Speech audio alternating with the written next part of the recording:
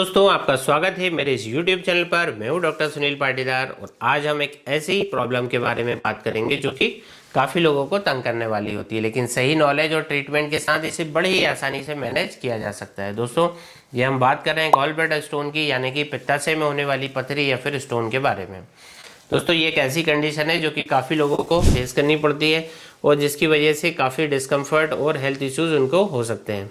तो आज के इस वीडियो में हम जानेंगे कि गॉल ब्लैडर स्टोन क्या होते हैं, ये कैसे बनते हैं और कैसे ये ओवरऑल हेल्थ पर इनका असर होता है, और सबसे इम्पोर्टेंट बात कि कौन सी ऐसी होम्योपैथिक इफेक्टिव मेडिसिन है जो कि इसको ठीक कर सकती हैं। तो दोस्तों, बिना किसी देरी के चलिए शुरू करते हैं। दोस्तों, हमारा जो गॉल ब्लैडर है एक छोटी सी थैली जैसा एक ऑर्गन होता है जो कि लिवर के नीचे सिचुएटेड होता है, और इसका जो मेन काम होता है वो है बाइल को स्टोर करना। बाइल एक तरह का डाइजेस्टिव फ्लूइड है जो कि लिवर प्रोड्यूस करता है और ये जो दोस्तों फैट को डाइजेस्ट करने में हेल्प करता है। लेकिन कभी कभी बाइल में पाए जाने वाले जो कोलेस्ट्रॉल और सॉल्ट हैं, ये मिलकर गॉल ब्लैडर में पत्थर या फिर स्टोन बना लेते हैं, जिन्हें कि हम गॉल ब्लैडर स्टोन कहते हैं।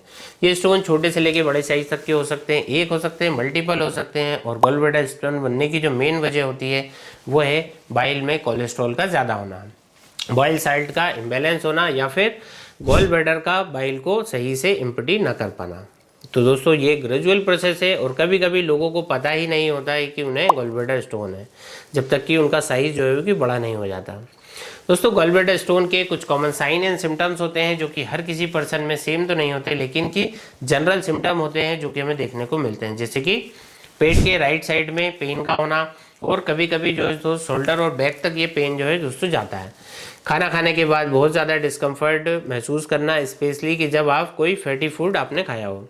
नोशिया एंड वॉमिटिंग का लगातार रहना, कभी कभी पेट में ब्लोटिंग या फिर इंडाइजेशन सा फील होना, और अगर स्टोन गॉल ब्लैडर या फिर बाइल डक्ट को यदि ब्लॉक कर रहा है तो दोस्तों ये फिर इन्फेक्शन और सीवियर पेन कॉज कर सकता है, और कभी कभी इसकी वजह से फीवर और जॉइंटिस भी हो सकता है।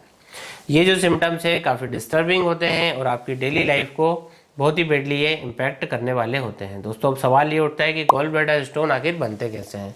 तो दोस्तों, जैसा कि मैंने आपको पहले भी बताया कि बाइल के कंपोनेंट के इम्बैलेंस की वजह से ये बनते हैं।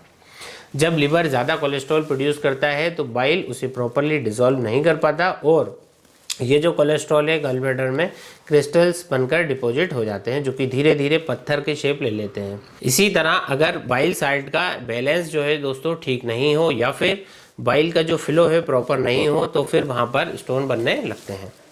दोस्तों, अब बात करते हैं गॉल ब्लैडर स्टोन की ओवरऑल हेल्थ पर क्या असर होता है। तो दोस्तों, अगर गॉल ब्लैडर स्टोन छोटे साइज़ के हैं और तो वो कोई सिम्टम्स नहीं दे रहे हैं तो यह हार्मलेस हो सकते हैं, लेकिन जैसे जैसे इनके साइज़ बड़े होते हैं या फिर ये बाइल डक्ट को ब्लॉक करने शुरू कर देते हैं तो दोस्तों ये काफ़ी सीवियर प्रॉब्लम क्रिएट भी कर सकते हैं। गॉल ब्लैडर स्टोन की वजह से काफ़ी डिस्कम्फर्ट फील होता है, जो कि कभी कभी इतना ज़्यादा सीवियर होता है कि पेशेंट को इमरजेंसी ट्रीटमेंट भी लेना पड़ता है। बाइल डक्ट ब्लॉक होने से इन्फेक्शन का रिस्क बढ़ जाता है, जो कि आगे चलकर कोलिसिस्टाइटिस या फिर बाइल डक्ट इन्फेक्शन का रीजन बनती है। अगर टाइमली ट्रीटमेंट ना हो दोस्तों तो ये जो है लिवर और पेनक्रियास को भी डैमेज कर सकते हैं, जो कि आपकी ओवरऑल हेल्थ के लिए काफ़ी डेंजरस फिर हो सकता है। दोस्तों, अब हम बात करते हैं इसकी होम्योपैथिक सोल्यूशन की। तो दोस्तों, होम्योपैथिक एक नेचुरल और इफेक्टिव अप्रोच है जो कि आपके इम्यून सिस्टम को बैलेंस करते हुए आपके जो सिम्टम्स हैं इन्हें धीरे धीरे रिड्यूस करता है। और सबसे पहले दोस्तों हम बात करते हैं एक मेडिसिन की जिसका नाम है लाइकोपोडियम मेडिसिन। तो ये एक बहुत ही इफेक्टिव होम्योपैथिक मेडिसिन है जो कि उन लोगों के लिए यूज़फुल है जिन्हें कि राइट साइड में पेन होता है, ब्लोटिंग होती है, इंडाइजेशन काफ़ी ज़्यादा होता है, और अगर आपको खाना खाने के बाद बहुत ज़्यादा हैवीनेस सी लगती है, गैस बहुत ज़्यादा बनती है, तो लाइकोपोडियम आपके लिए बेनिफिशियल हो सकती है। आप इस रेमेडी को 30 या 200 पोटेंसी में दिन में 2 से 3 बार आप इसे ले सकते हैं डायरेक्टली ऑन टंग। नेक्स्ट हमारी मेडिसिन है बहुत इफेक्टिव है, वो है बर्बेरिस वल्गेरिस, जो कि गॉल ब्लैडर स्टोन के लिए एक वेल नॉन होम्योपैथिक मेडिसिन है। ये मेडिसिन उन लोगों के लिए बहुत इफेक्टिव है जिन्हें कि शार्प पेन फील होता है, जो कभी कभी लोअर बैक और थाइस तक भी जाता है।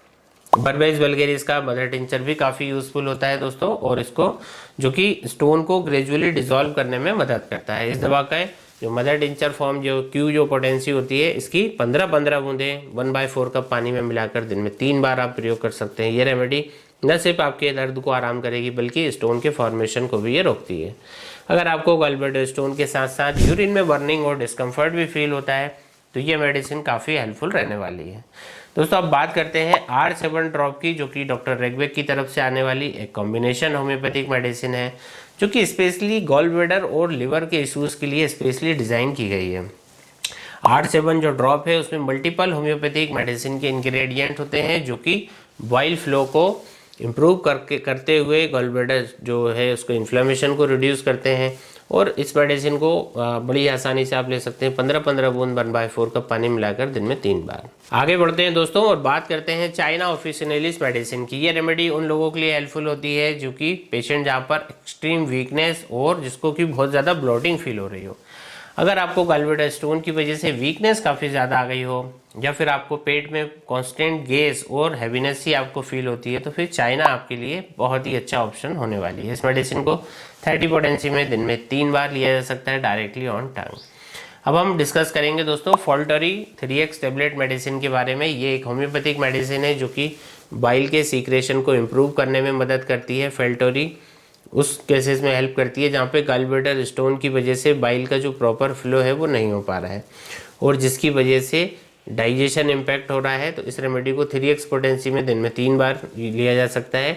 ये आपके लिवर और गॉलब्लैडर को सपोर्ट करते हुए बाइल फ्लो को नॉर्मलाइज करती है और ग्रेजुअली स्टोन को डिसॉल्व करने में मदद करेगी। दोस्तों 2 गोली दिन में 3 बार आप इसे ले सकते हैं, इसको चूज के लेना होता है। और फाइनली बात करते हैं दोस्तों कोलेस्ट्रिनम 3x टेबलेट की, जो कि एक स्पेशलाइज्ड होम्योपैथिक मेडिसिन है जो कि गॉलब्लैडर और लिवर के इश्यूज के लिए डिज़ाइन है।